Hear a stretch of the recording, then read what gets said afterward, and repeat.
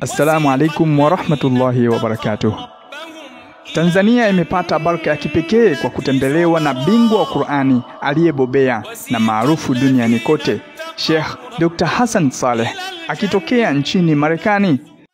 وسيق الذين اتقوا ربهم إلى الجنة زمرا وسيق الذين اتقوا ربهم إلى الجنة زمرا حتى إذا جاءوها وفتحت أبوابها.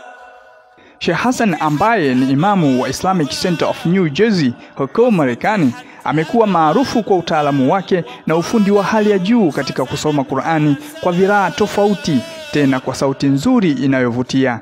Anatarajia kufanya ziara ya siku kadhaa nchini Tanzania. Salamun alaykum tibtum fadkhuluha khalidin wa qalu alhamdulillah. Ujio wa Sheikh Hassan ambao umeratibiwa na Jumuiya ya Kuhifadhisha Qur'ani Tanzania utakuwa ni kwa ajili ya kunufaisha kielimu Waislamu wote nchini. Siku ya Alhamisi ya tarehe 18 mwezi wa 3, Sheikh ataswalisha swala ya Isha katika msikiti wa Idrisa uliopo Kariakoo. Siku ya Ijumaa ya tarehe 19 mwezi wa 3, Sheikh atasoma kabla ya swala ya Ijumaa na kuswalisha swala ya Ijumaa katika msikiti wa Kichangani ulioko Magomeni. Siku hiyo hiyo ya Ijumaa jioni, Sheikh atakutana na wasomi wa Qur'ani katika Madrasat Muhammad iliyopo Masjid Mtoro, Kariakoo. Baada ya kukutana na wasomi wa Qur'ani, Sheikh atapata fursa ya kuswalisha swala ya maghribi katika msikiti wa Mtoro na atasoma Qur'ani baada ya swala hiyo. Siku ya Jumamosi, Sheikh atahudhuria mashindano makubwa ya Qur'an tukufu yatakayofanyika katika kituo cha Rahma kilichopo Mkuranga.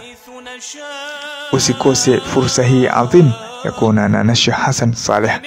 Ulikuwa ukimsikia katika video na audio mbalimbali. Sasa hii ni nafasi yako ya kumuona live. وترى الملائكة حافين من حول العرش يسبحون